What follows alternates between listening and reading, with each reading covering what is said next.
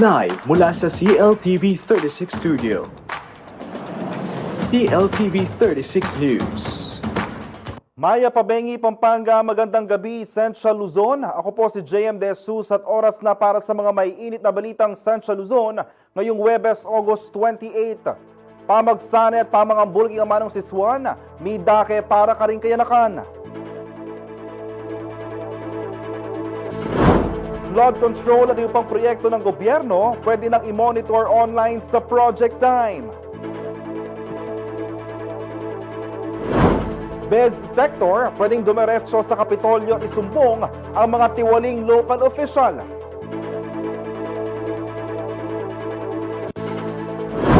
Apple the App, balik hometown kasama ang Black Eyed Peas. At nasa showrooms na ng Laos Auto Group ang all-new Chevrolet Groove.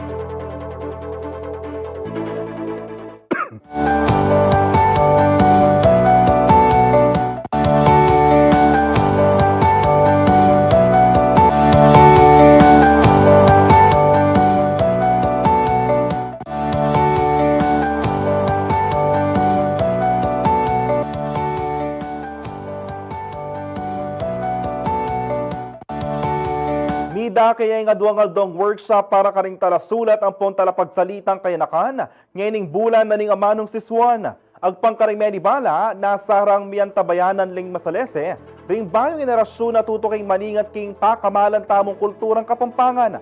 Ay ning report ng Lizen Morten. Grade 12 student ya Micaela Cunanan at tao Balen, Mexico, Pampanga.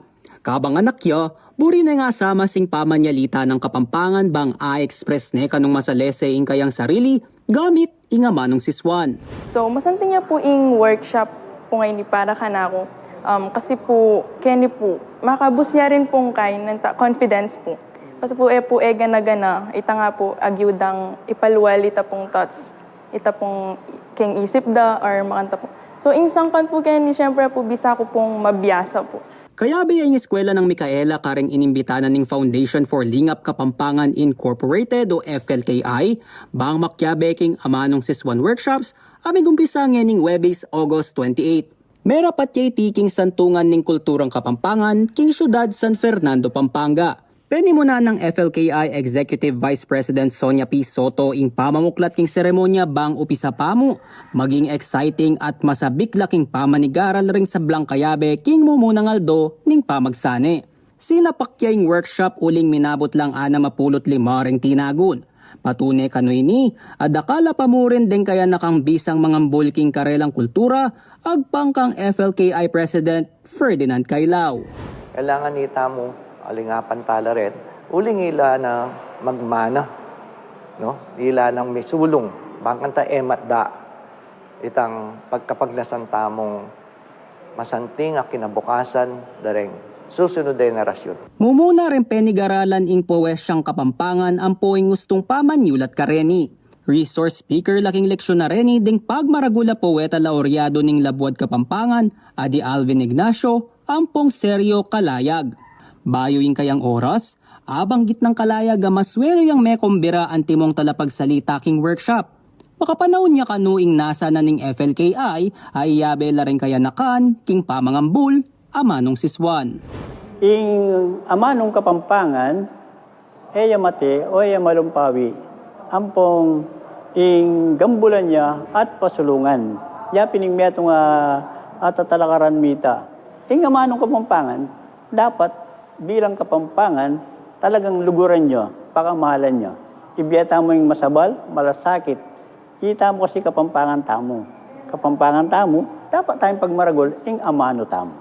Kaya rin yung powesya, midake muna man karengana king art of debate king amanong Kapampangan. Kaya namang day 2 amarapat king Biyernes, August 29, pisabyan laring pamana ampong obra na ning Father of Kapampangan Literature ay Juan Crisostomo Soto. Mika live Grace Sotan showcase mo rin king workshop nung no ka rin malyari lang manyambut pa premyo ding mikyabe king pamagsane. Antiya mong pasasalamat ka rin kaya nakan, apapakit masabal king pamanigaral king sarili rang kultura, sumangid na ning modernisasyon at miyaliwapang pamagbayo king akagis nandaring karelang pengari at aliwapang makatwa karela. Yan, ikari nga nakaarapan min din. Maragul kami pasalamat at atin anak abisang gumambul king kultura at magmalasakit o masabal king amanong Kapampangan. Samantala, inisplika ng Soto kareng participant sa mismong dengkayanakan ilang panibatanan ning misyonan ning FLKI. Yapin ing mandatilaya karela ing kulturang pamana ning mabilog alabwad Kapampangan. Base kayang personal na karanasan, migumpisaya kano ini, anyang milyari ing diaspora o ing panahon anyang meko lareng aliwang Kapampangan king Pampanga, pauli na ning pamamakbong ning Mount Pinatubo, migit 3 dekada na ing milabas. So, niyang panahon na ito, that ang founders na ning Foundation for Lingap Kapampangan Incorporated in Pepa Talakad at Manibala, kaya ning santungan ng kulturang Kapampangan, metelo rin Keraklan. Inisip na dapat naging lang gawa. Kay bandang sinaw para manatili lang yung Kapampangan king Pampanga.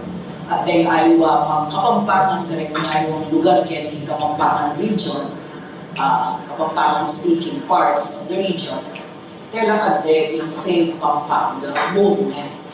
The Save Pampanga movement initially was to save Pampanga physically. Baka nito, nakatamo ugsek karamihan yung lugar. At hanggang eni, at suya pa mo rin ng FLKI para karengkayanakan. Inibang mapreserba aliwa mo ing Pampanga, nune pati ing pamanang kultura para king karelang kabalen. Since gagambulan tayo po ulit, na may kalingwan la pong ring alwa, masanting niya po, proud ko po na kay po, pilit de pa rin pong tatas po ing language na po, da po ring Kapampangan. Samantala, melaos at mesa katuparan niya ing pamagsaning ay ni kapamilatanan ning pamagsanggunin na ning FLKI king Department of Tourism Central Luzon, ampong Arts, Culture and Tourism Office of Pampanga. At tatanda ng mitatagya ang timong cultural hub na ning Pampanga ing santungan ning kulturang Kapampangan anyang June 2025 kapamilataning Tourism Department king Central Luzon. Lizan Morten, CLTV 36 News. Umarangkada na ang Project Dime ng Department of Budget and Management. Sa pamamagitan ng proyekto, mababantayan na ng mamamayan ang mga malalaking proyekto ng gobyerno, kasama rito ang mga proyekto kontrabaha. Narito pong report. Inilunsad na ng Department of Budget and Management o DBM ang programa upang masilip ang mga flood control projects sa bansa. Marinang ma-access ng publiko ang online platform na Project Dime o Digital Information for Monitoring and Evaluation.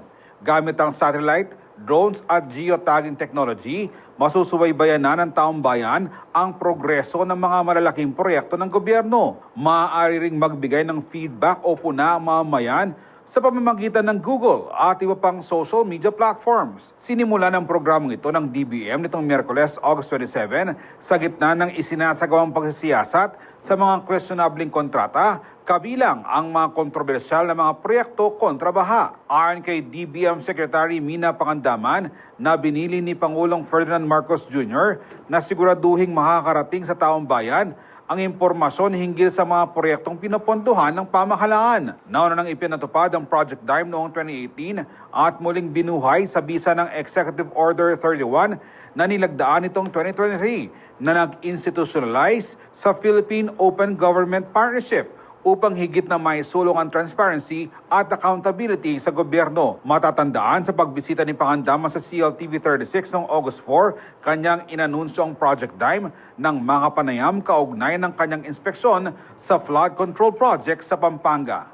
So gusto po natin silang lahat magkaroon ng parang hotline or civil society desk sa kanilang mga opisina, hindi lang sa national government, kuya, pati po sa mga local government units para po makadulog yung mga kababayan natin kung may mga issue sila, problema. Lalong-lalo na po sa mga infrastructure projects o yung mga proyekto na nakikita ng tao. Pwede nating sabihin na, bakit parang kulang yata yung daan, bitin ata yung daan. May pasok ko lang din po dito, Kuyang, alam mo na to, napagkwentuhan na natin dito before, yung Project Dime. Yes. Yung inyong lingkod po, kasama po ng mga ibang kabinete, as much as possible, gusto natin ikutin ng buong bansa para makita natin yung mga proyekto, pero hindi po natin kaya. Pero sa pamamagitan po ng modern technology, yung mga drones at satellites, makikita natin lahat ng proyekto natin, at least for the infrastructure part, no? May gagamitan po natin yan ng satellite at drone, makikita natin kung maganda. Ang maganda po dyan, pag nilaunch natin yung system na yan, yung application na yan, sa website namin, may portion po dyan na yung tao pwede mag-comment. O bakit yung daan na ito, parang bitin? Eh sabi dun sa program of works nito, dapat hanggang dito to, ganito kahaba, kailangan ganito kakapal. So mabilis po natin masasabihan yung mga ahensya na nag-implement, na, pakitingin nga ito, bakit ganito, nagkukulang tayo. Ako, si Jody Dizon Mercado, para sa CLTV 36 News. Aprobado na ng Food and Drug Administration o FDA ang unang bakuna laban sa bird flu sa Pilipinas. Ito ang Volvac BEST AI Plus ND na layong protektahan ng poultry sector laban sa avian influenza at velogenic Newcastle disease. Ayon sa Department of Agriculture, ang bakuna ay maaaring ibigay sa mga sisiw mula sa ika-10 araw at nakapagbibigay ng buong immunity sa loob ng 10 hanggang 14 na araw. Tinitiyak nitong naprotektahan ang produksyon ng manok at itlog na umabot sa halagang 362 billion pesos noong 2024. Ito ay batay sa datos ng Philippine Statistics Authority. Ipinunto ni Agriculture Secretary Francisco Chu Laurel Jr. na malaking tulong ito upang mapalakas ang food security ng bansa at maprotektahan ang kalusugan ng tao at hayop, alinsunod sa direktiba ni Pangulong Ferdinand Marcos Jr. Binigyan din ni Chu Laurel na bahagi ito ng whole of government approach para sa mas mataas na produktibidad, mas ligtas sa supply na pagkain at mas matatag na kabuhayan para sa mga Pilipino sa livestock sector.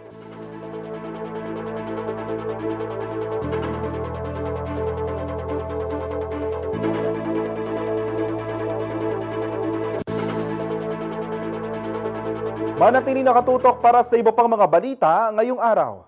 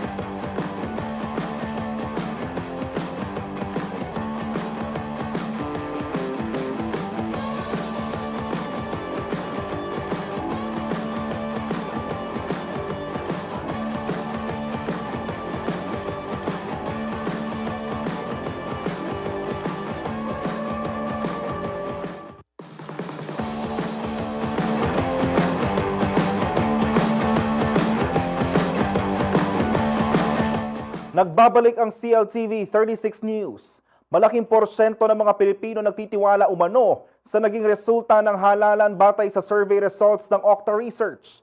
Patuloy raw na paitingin ng komisyon ang kanilang tungkulin upang mapanatili ang tiwala ng taong bayan. Narito pong report. Ikinatuwa ng Commission on Elections o COMELEC ang resulta ng naging survey ng Okta Research hinggil sa nakalipas sa national and local elections noong Mayo. Sa naging presentasyon ng Okta Research sa Q2 2025 tugon ng masa survey, lumabas na majority ng mga Pilipino ang tiwala sa nagdaang election results. Batay sa pag-aaral, 8 sa 10 Pinoy ang nagsasabing kapani-paniwala ang kinalabasan ng halalan. 83% ito ng mga participants sa survey na isinagawa nitong July 12 to 17, 2025. Sa kabilang banda, 4% naman ang hindi naniniwala, habang 14% naman ang sumagot na undecided o walang katiyakan. 1,200 ang respondents ng pagsusuri na dumaan sa face-to-face interviews at may plus or minus 3 margin of error at 95% confidence level. Nakapaloob din sa survey na aabot sa 2/3 o 64% ng mga Pilipinong nasa 80 gulang ang nagsabing naisakatuparan ng Commission on Elections o COMELEC ang isang malinis, tapat at kapani-paniwalang eleksyon nitong Mayo. 4% naman ang disang-ayon rito. Mahigit 55 million voters ang nag-participate sa nakarang halalan. Ayon sa research firm, bagamat malawak ang tiwala sa naging trabaho ng komisyon, kailangan pa ring ipagpatuloy ang mga hakbang upang mas mapalapit at mapanatag ang loob ng mga botante upang mapatatag pa ang kredibilidad nito. Samantala, lumabas din sa survey na 86% ng mga botante ang nagsabing kontento sila sa automated polling system at binigyang diin ng pagiging episyente, mabilis at madali nito sa halalan, habang 3% lamang ang dissatisfied. Kaya naman sumasalamin raw ito na batid ng mamayan na mahalaga ito sa malinis at kapani-paniwalang eleksyon at suportado ang patuloy na paggamit nito. Ang survey results ay ipinisinta ni Assistant Professor Ranjit Rai at Professor Guido David, Research Fellow sa University of the Philippines Silman at Okta Research sa mga opisyal ng COMELEC at iba pang kawani sa pangunguna ni Chairperson George Garcia. Mainit namang tinanggap ng komisyon ang resulta ng survey at pinasalamatan ang lahat ng kanilang naging kabahagi sa nakarang halalan. Maalalang kinuha ng komisyon ang serbisyo ng Miru Systems na South Korean-based service provider, katuwang ng Integrated Computer Systems and Centerpoint Solutions Technology Incorporated Joint Venture. Ako si Jody Dizon Mercado para sa CLTV 36 News.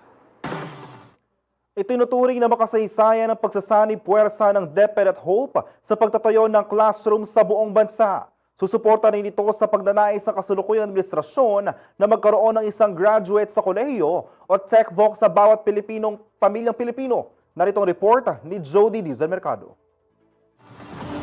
May tuturing raw na mahalagang kolaborasyon ang partnership ng Department of Education at HOPE kasama ng iba pang pribadong kumpanya upang malutas ang kakulangan sa silid-aralan sa bansa. Ayon kay House Speaker Martin Romualdez, sumusuporta ang hakbang na ito sa hangarin ni Pangulong Ferdinand Marcos Jr. sa tinaguriang whole-of-nation approach para sa pagpapabuti at pagpapaunlad ng sektor ng edukasyon. Sa ilalim ng Generation Hope program ng DepEd, magtatayo ng classroom sa buong bansa ang HOPE at iba pang partners nito sa pamamagitan ng public-private partnership. Matatanda ang nabanggit ng Pangulo sa kanyang State of the Nation Address o SONA na makikipagtulungan ang kanyang administrasyon sa private sector para makapagpatayo ng karagdagang 40,000 classrooms hanggang 2028 upang makamit umano ang kanyang layuning magkaroon ng isang college o TechVoc graduate sa bawat pamilyang Pilipino. Ani Romualdez, hindi lamang silid-aralan ang benepisyo ng proyekto.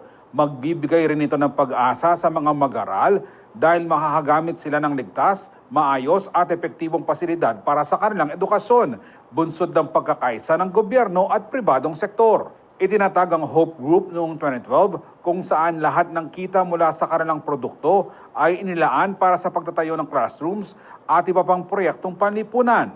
Sa kasalukuyan, nakapagpatayo na ang grupo ng 144 na classrooms, kumpleto ito sa mga pasilidad at gamit na pinakikinabangan ngayon ng 52,000 learners sa buong bansa. Samantala, pinuri ni Romualdez ang pamumuno ni DepEd Secretary Sani Angara at tiniyak na susuportahan ng mababang kapulungan ng education agenda ng Pangulo. Anya, may sapat na pondo para sa proyekto na nakapaloob sa mahigit 6.7 trillion pesos na proposed national budget para sa 2026. Ako si Jody Dizon Mercado para sa CLTV 36 News. Dumaan sa pagsasanay para sa batas at legal procedure sa ilang kawani ng Clark Development Corporation. Layunin nitong mabigyan ng kumpiyansa at sapat na kaalaman ng participants ng training para lalo pang magampanan ng maayos sa kanilang tungkulin. Narito pong report. Binigyan ng pagsasanay ng Clark Development Corporation o CDC ang kanilang frontline safety personnel hinggil sa batas at mga legal na pamamaraan upang palakasin ang kanilang kakayahan at kaalaman sa mga naturang paksa. Inilunsad ang training ng Security Services Group sa pangunguna ni Vice President Police Major General Lina Sarmiento kasama ang Legal Affairs Group na pinamumunuan ni Vice President Attorney Gloria Victoria Taruk. Bahagi ito ng patuloy na capacity building program para sa Public Safety Division o PSD. Ayon kay CDC President Attorney Agnes V.S.C. Divanadera, mahalaga ang tuloy-tuloy na pagsasanay sa security force ng korporasyon upang mapanatili ang kaayusan at matiyak ang pagiging business-friendly ng Freeport. Binigyang diin niya rin na nagsisibing first line of enforcers at modelo ng mabuting pamamahala sa loob ng Freeport ang mga kawani ng PSD. Nakatutok sila sa pagpapanatili ng peace and order sa pamamagitan ng ligtas, makatao at profesional na pagpapatupad ng batas. Ang unang sesyon ay sinagawa noong August 8 kung saan tinalakay ang jurisdiction, warrants of arrest at mga patakaran sa search and seizure. Nakibahagi ang PSD personnel sa workshop gamit ang aktual na desisyon ng Korte Suprema bilang batayan sa pagbuo ng draft incident reports at affidavits. Samantala, nitong August 27, isinagawa ang ikalawang pagsasanay kung saan ipinisinta ng mga lumahok ang kanilang mga natutunan. Ipinagpasalamat ng mga kawani ng PSD ang programa dahil bukod sa dagdag kaalaman, napalakas din ito ang kanilang kumpiyansa sa pagsasagawa ng kanilang mga tungkulin at operasyon. Pag nagkakaroon kami ng ganitong klaseng training, may malaki talagang impact sa amin lalo na dun sa confidence. Para bang hindi ka nag-aalangan dun sa mga bagay na ginagawa mo. At kung ano man yung ginawa mo, parang kaya mong tayuan talaga. Because kaya mo talagang tayuan kasi alam mo na yun ang tama. Kasi dumaan ka talaga sa training na tulad nito. Mas kami nga, confident. Kumbaga, kung may kailangan na desisyon na dahil na-refresh ka na nga, alam mo na agad kung ano yung dapat mong gawin. Alam mo na kung ano yung mga documents na kailangan mong i-prepare at yung mga report na kailangan mong i-submit. Mas nadagdagan pa yung kaalaman namin ng lalo sa ibinahagi po sa atin ng mga lecturer natin kung paano mag-prepare ng tamang mga report, incident report, saka affidavit. Ako si Jody Dizon Mercado para sa CLTV 36 News. Pinagtibay ng Philippine and Australian Army ang kanilang ugnayan sa pamamagitan ng isang joint live fire exercise. Isinagawa ito sa Combat Readiness Training Area sa 4th Magsaysay Nueva Ecija nitong Miyerkules, August 27 bilang bahagi ng Amphibious Land Operation o ALON 2025. Gumamit ang Philippine Army ng self-prepared howitzers habang nag-deploy naman ang Australian Army ng mortars at light armored vehicles. Kabilang din sa mga itinampok ang Javelin anti-tank missile launchers, grenade launchers, machine guns, sniper rifles at iba pang high-powered weapons. Nagbigay naman ng close air support ang Philippine Air Force at Royal Australian Air Force gamit ang kanilang fixed-wing at rotary-wing aircraft para sa mas malapit na koordinasyon sa ground forces. Mahigit 3,600 troops mula sa Pilipinas, Australia, Estados Unidos at Canada ang kalahok sa Exercise ALON 2025 na nakatakdang tumagal hanggang sa Biyernes, August 29. Sa panig ng Philippine Army, nasa 700 na sundalo ang nakatalaga, kabilang na 300 mula sa 84th Infantry Battalion.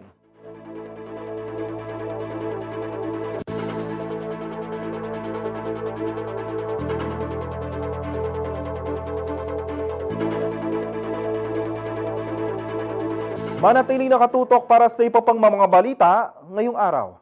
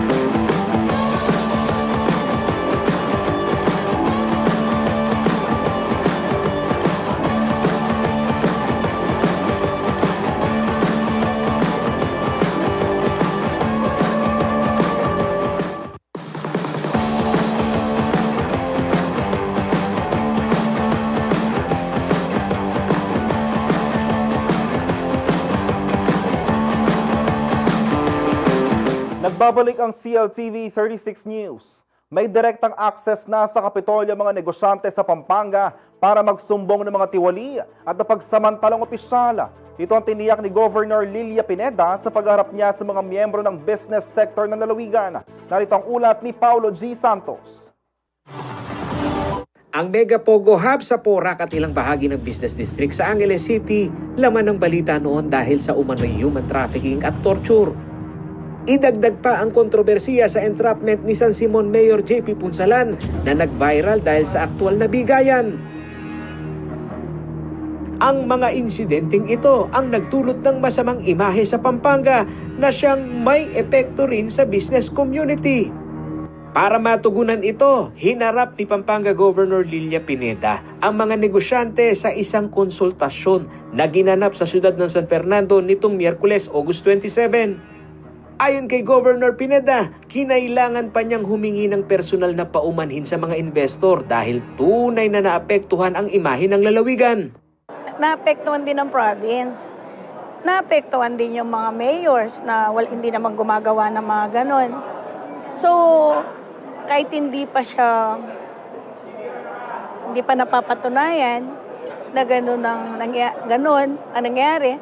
Pero siyempre mag-apologize ako kasi buong mundo nabasa yun ang nangyari sa Pampanga. So malaking bagay din ito sa mga business sector kasi parang ang sinasabi ko lang sa business sector, huwag silang matakot. Huwag silang matakot na magsumbong. Kasi kung hindi sila magsusumbong, baliwala rin eh. Bilang tugon, inilunsad ng Kapitolyo ang Oversight Ordinance o ang Ordinance number 878 kung saan magkakaroon ng oversight power ang provincial government ng Pampanga sa mga permit na ina-apply ng mga negosyante sa mga lungsod at bayan. Ang coverings po nito, ano po ba? Lahat. Nakalagay po doon, pinipay namin sa isang board, oversight matters. Oversight matters. Ang oversight matters include business permits, development permits, environmental clearances, building permits, tax clearances, real property assessments, utility permits.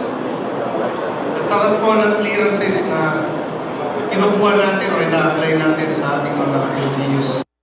Giit ni Attorney Armis Benosa ng Provincial Legal Office, madalas na nagiging pugad ng korupsyon ang sobrang diskresyon ng ilang local chief executive sa pag-aproba ng mga permit. Sa ilalim ng Oversight Ordinance, mas pinalakas umano ang mantra ng ARTA o Anti-Red Tape Authority. Sinasabi ang Korte Suprema na ang kapangyarihan na mag-issue ng permit ay discretionary. Permit or license ay discretionary sa part ng executive office and ng isang local government. Kaya po ito ay prone sa abuso. Para naman kay Pampanga Chamber of Commerce o PAMCHAM Chairman Jim Jimenez, malaking tulong ang ordinansa. The business sector, of course, you have to understand that it's a different animal. No? That the business sector is here to invest, they're here to do business. Minsan natatakot kung minsan. That's the reality of the minsan natatakot ang isang businessman para magsumbong. Now, the creation of the Oversight Committee, so lahat yan mahihimay, and then paano mabibigyan ng protection. In a my personal point of view would be ano na lang within the province. Ngunit nilinaw naman ni Jimenez na hindi gaanong naapektuhan sa business climate ng Pampanga ang kasong kinasangkutan ni Mayor Punsalan. Nangyari to, wala naman effect in term yung what do you call this? Like any tangible effect na I'll withdraw from my investments. Wala akong nalalaman na ganyan. Samantala, ayon kay San Simon Acting Mayor Ann Canlas Punsalan, unti-unti nang bumabalik ang tiwala ng business community sa kanilang LGU. Dagdag pa niya, bukas din ang kanilang lokal na pamahalaan sa pagsiyasat ng mga smelting plant upang masigurong sumusunod ito sa environmental laws. Ang sinasabi naman natin, no, as the local chief executive, acting local chief executive, na yung suporta pa rin nandoon at huwag silang matatakot. Katulad nung sinabi ni Nanay na dapat kami mismo, kami nagbibigay ng suporta. Una sa lahat din, ang sinasabi ko sa kanila na kailangan we should also comply. Kung meron tayong mga deficiencies, we are here to help them. We will look into that, lahat ng mga companies, especially yung mga nasa smelting industry, yung mga nasa industrial zone. So we'll make sure yung compliance pa rin nila, yung making use of the air control pollution devices like what the speakers have said. So we still have a lot of time, no? If given the chance na ako pa rin po yung magiging acting mayor, then we'll make sure na makapag-comply po silang lahat. Sa kabila ng kontrobersiya, mas pinatitibay ngayon ng Pampanga ang ugnayan ng gobyerno at pribadong sektor upang mapanatili ang tiwala ng mga negosyante. Ayon kay Pampanga Mayor's League President and Apalit Mayor Jun Tetangco, higit pa umano sa usapin ng flood control ang accountability at transparency sa mga lokal na opisyal sa Pampanga ang kanilang gustong isulong. Ginawa kasi nila yung sa flood control, di ba? Not only the flood control ang inihingi namin na transparent. Buo, as in buo. So, siguro by tomorrow, tapos yung statement, forward ko sa inyo. Samantala, kung transparency at accountability ang pag-uusapan sa 2023 Corruption Perception Index ng Transparency International, nasa rank 116 sa 180 na bansa ang Pilipinas. May score ito ng 33 over 100. Patunay na marami pang kailangang gawin upang tuluyang mawala ang pang-aabuso at red tape sa mga lokal na pamahalaan. Paolo G. Santos, CLTV 36 News. Kung may isang pagkaing tunay na sumasalamin sa pagiging Pilipino, ito ay ang adobo. Ngunit sa kabila ng pagiging tanyag nito at paborito ng marami, hindi raw pwede magkaroon ng isang standard recipe ang adobo. Kung bakit, alamin natin sa report ni Ashley Punzalan. Kilala ang Pilipinas sa napakaraming mga putahe na world-class kung maituturing at tunay nga namang katakam-takam. Ngunit kung may isang pagkain na kilalang tatak Pinoy saan mang panig ng mundo, ito ay ang adobo.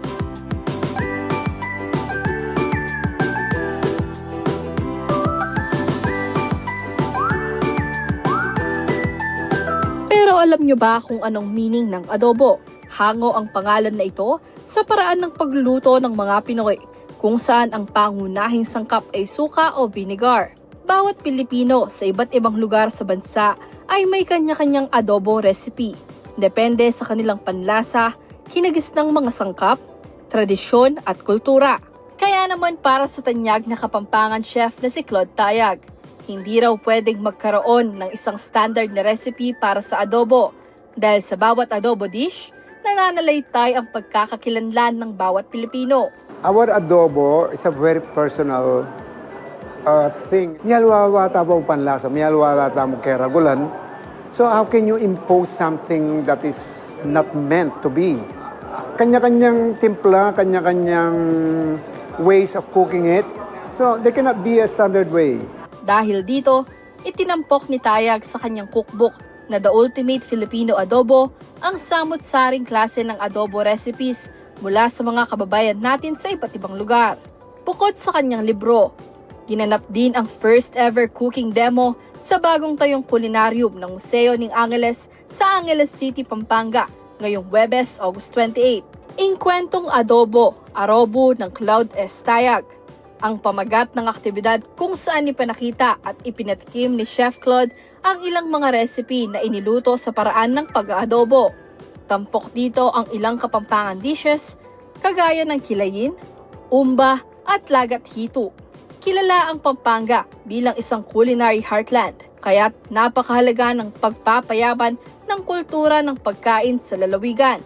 Ito rin ang dahilan kung bakit itinayo sa museo ang kauna-unahang kulinarium sa bansa, isang malaki at napakahalagang instrumento para mas makilala ng susunod na henerasyon ang mayamang culinary heritage ng Pampanga. We're known for our food, we're known for people come here for food trips and all. So we're targeting that this would be the hub for culinary activities. So the culinarium will be the vehicle to, in a way, to preserve our traditional ways. Nag-iiba yung panlasa ng kabataan. I mean, that's inevitable. But at the same time, we have to remind them what it used to be. If they like it, then well and good. If they don't like it, maybe they will, they create their own. Importante na itaguyod nila or pagpatuloy nila yung mga traditional, but maybe I call it leveled up, meaning make it contemporary, make it relevant. Kaugnay nito, hinikayat ni Jericho de Guzman, isa sa mga Board of Trustees ng Culyat Foundation Incorporated o KFI, ang iba pang Kapampangan na suportahan ang mga susunod na aktibidad at adhikain ng organisasyon para sa pagpapayaman ng kultura at tradisyon ng probinsya. Ashley Punzalan, CLTV 36 News. Para sa mga kabalen na mahilig sa sining at malikhang obra, tampok ngayon sa Mega World Capital Town CSFP ang Gintong Papel, A Story in Concealed Paper, isang art exhibit na nagpapakita ng husay ng Kapampangan artist na si Kian Carlos Ginto sa paper quilling. Ang detalye hatid ni Jelison Agang-ang. Isang art exhibit na pinamagatang Gintong Papel, A Story Concealed in Folded Paper ang tampok ngayon sa Mega World Capital Town, City of San Fernando, Pampanga, kung saan bida ang mga obra ng Kapampangan artist na si Kian Carlos Ginto. Makikita sa naturang exhibit ang talento at husay ng 27-year-old artist pagdating sa sining ng paper quilling. Natutunan raw ni Kian ang paggawa nito noong nasa high school pa lamang siya. Sa paglipas ng panahon, na-master niya na ito at nakilala na rin siya sa kanyang natatanging estilo. Hindi lang kasi sa Pilipinas sumikat ang kanyang mga likha, kilala rin ito sa iba't ibang bansa kabilang ang California, USA at Japan na nagpatunay sa world-class talent ni Kian. Nagsimula ang Gintong Papel Art Exhibit nitong Miyerkules, August 27. Para sa mga nais masaksihan ng kanyang obra, maaari pa ring humabol at magtungo sa Mega World Capital Town dahil tatagal lamang ito hanggang August 31. Layunin ng aktibidad na ipakita ang galing ng mga local artist gaya ni Kian sa pagtataguyod ng paper quilling bilang malikhaing art medium at himukin ang publiko na mas makilala pa ang modernong sining na gawa ng mga kapwa natin kabalen. Jelson Agang-ang, CLTV 36 News. Tatlong choral groups mula Central Luzon ang nagpamalas ng galing sa pagkanta matapos kilalanin ng umagwagi sa Andrea O. Veneracion International Choral Festival 2025 na ginanap sa Ateneo de Manila University nitong linggo August 24. Isa na rito ang Holy Angel University Choral mula Pampanga na nakapag-uwi ng 2 gold diplomas sa musika sacra at folk and indigenous music categories. Kinilala ang choir matapos makakuha ng matataas na marka sa point-based scoring system na naturang kompetisyon. Labis naman ang pasasalamat ng How Choral sa mga nakasama nila sa kanilang journey. Kabilang narito ang konduktor na si Eric Robert Santos, ang How Admin, alumni at iba pa. Samantala, nasungkit ng Tarlac State University Choral ang 3rd place sa folk song and indigenous music category. Second placer naman ang Tarlac Manor Corps sa Equal Voices category. Inorganisa ng Artist Training Division ng Cultural Center of the Philippines o CCP at ng Philippine Magical Singers ang AOVICF kung saan tampok ang 38 choirs mula sa iba't ibang panig ng mundo.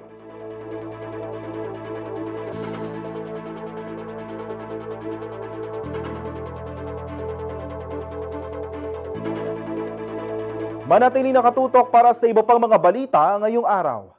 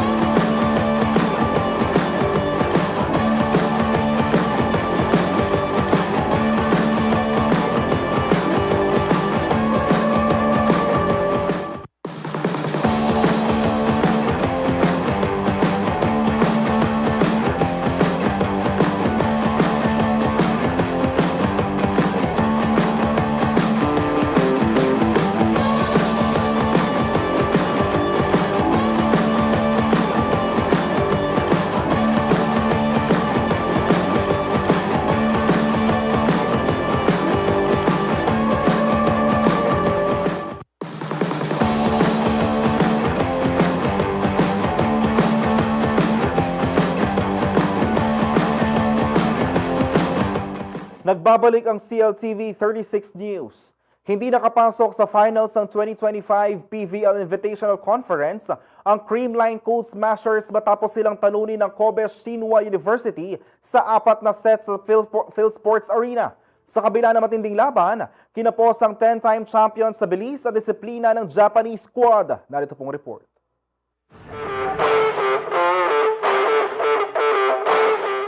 Tuluyan nang natuldukan ang kampanya ng Creamline Cool Smashers sa 2025 PVL Invitational Conference matapos ang pagkatalo sa Kobe Shinhwa University sa PhilSports Arena, Pasig nitong Martes, August 26.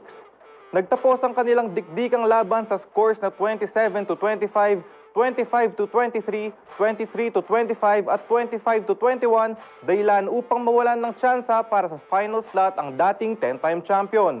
Bagamat sinubukang bumawi ng Creamline sa third set, hindi na nila nagawang pigilan ang matinding bilis at disiplina ng Japanese squad. Sa fourth set, mabilis na nakalamang ang Kobe Shinhwa at kahit lumapit pa ang Creamline sa endgame, kinapos sila para itulak ang laban sa deciding set. Nanguna sina Pangs Panaga at Gemma Galanza na kapwa nagtala ng 20 points, habang nag-ambag sina Alyssa Valdez at Michelle Gumabaw ng 9 at 8 points. Gayunpaman, hindi sapat ang kanilang produksyon laban sa balanseng atake ng Kobe Shinhwa. Sa depensa, pinangunahan ni Galanza ang kupunan sa digs at receptions, habang si Kyle Negrito naman ay nagtala ng 22 excellent sets. Sa kabila ng kanilang pagsisikap, hindi pa rin napanatili ng Creamline ang composure at critical na nalalabing sandali ng laban. Ito ang unang beses na hindi makakapaglaro sa finals ang Creamline sa nakalipas na 8 taon kasunod ng kanilang Grand Slam last year. At yan ang ating sports news ngayong araw. Kaya lang makapinlak, CLTV 36 Sports News. Samantala, binisita ng Phil-Am artist na si Apple de Ap ang kanyang hometown kasama mga miyembro ng Black Eyed Peas bago ang kanilang concert sa Mall of Asia Arena. Para sa buong detalye, narito ang report ni Danny Cagino.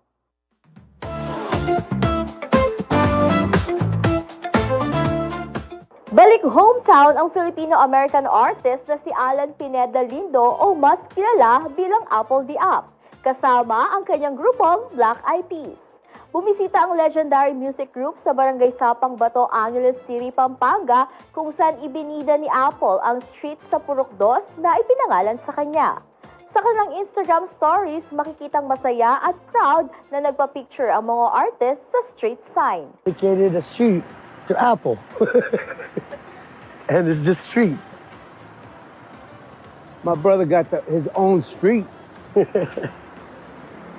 the Philippines. Na-enjoy naman nila ang chicken adobo at sinigang na niluto mismo ng nanay ni Apple. Yung kanin, chicken adobo, and sinigang. So this is a traditional Filipino comfort meal. Nasa Pilipinas ang Black Eyed Peas para sa kanilang jam-pack concert na ginanap sa Mall of Asia Arena nitong Miyerkules, August 27. Kabilang pa sa mga nag-perform ay sina J. Ray, Sandara Park at Easy Mill. At yan po ang ating entertainment news. Ako po si Danny Cagino para sa CLTV 36 News. Good news for car enthusiasts. The all-new Chevrolet Groove has officially arrived in the Philippines. Laos Auto Group, together with Chevrolet Philippines and Harifil Asia Resources Incorporated, launched the latest crossover on Wednesday, showcasing their commitment to offering world-class quality, style, and affordability to Filipino drivers. Danny Cagino takes you through the highlights in this report.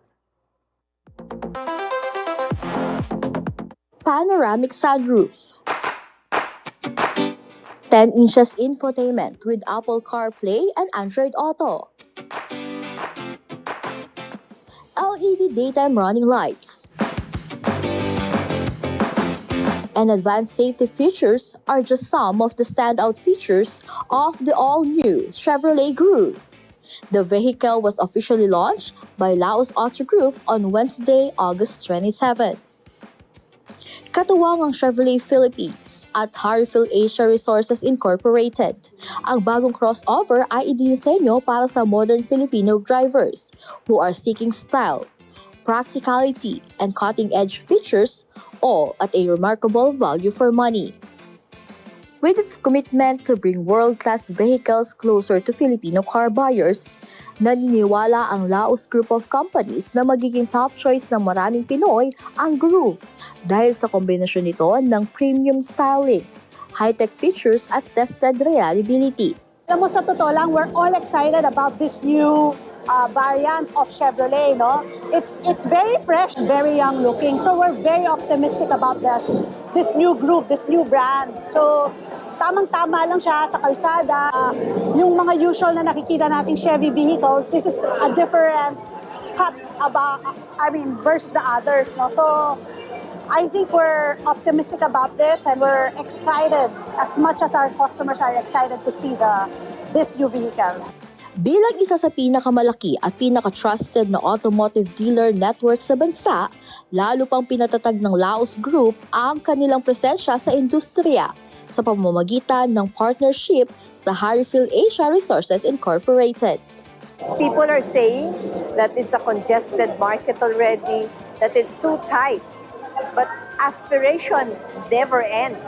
So for people who continue to aspire for the best, who continue to aspire for less complication movement, who continue to aspire to be with the right brand, and for people, for owners who want to shift their preference to the real iconic brand, to a more reliable car, then the Groove will be a good choice for them. With a starting price of 1,156,000 pesos, the Chevrolet Groove offers outstanding value in the crossover market and more reasons for Filipino drivers to choose Chevrolet as their next ride. At dahil Groove ang model name ng sasakyan, Retro Groove-inspired din ang naging theme ng event. Nagbigay saya at energy-filled vibe ang dance performances ni Joshua Zamora at ilang miyembro ng Maneuvers, na talaga namang pasok sa youthful and dynamic character of the all-new Chevrolet Groove. At dahil available na ito sa Pilipinas, handang-handa na rin ang dealership ng Laos Auto Group para sa mga naghahanap ng modern subcompact crossover. Chevrolet Groove is already available in all Chevrolet dealerships under the Laos Group. So you have one here in Pampanga, we also have in Ilocos Norte, we also have in Baguio and Dagupan. Please do visit us and see for yourself how this Groove can groove you, diba? This Chevrolet Groove can groove you. So hope to see you in one of our showrooms. Vanny Cachino, CLTV 36 News. At yan ang mga balitang nakalap ng CLTV 36 News. Para sa karagdagang detalye, maaari niyong i-follow ang aming social media pages. Sa Facebook, CLTV 36 Official, CLTV 36 News. Sa Twitter o X, CLTV 36. Sa Instagram, CLTV 36 Official. Kung nais yung balikan ang mga programa ng CLTV, pwede niyong bisitahin ang aming YouTube channel, CLTV 36 Official, at ang aming website, www.cltv36.tv. I-promote ang iyong negosyo para mas marami ka maabot sa TV at social media sa pamamagitan ng pagkikipag-partner sa CLTV 36. Magpa-advertise natin featuring yung produkto o serbisyo sa aming mga news at public affairs program. Para sa inquiries, mag-message sa aming official Facebook page o tumawag at mag-text sa 0930-381-9332 o 0918-854-2357. Mapapanood din ang mga programa ng CLTV nationwide via Signal Channel 115 at sa ating 39 cable partners. Kasama ang buong pwersa ng CLTV News and Current Affairs, ako po si JM De Jesus. Maraming salamat po.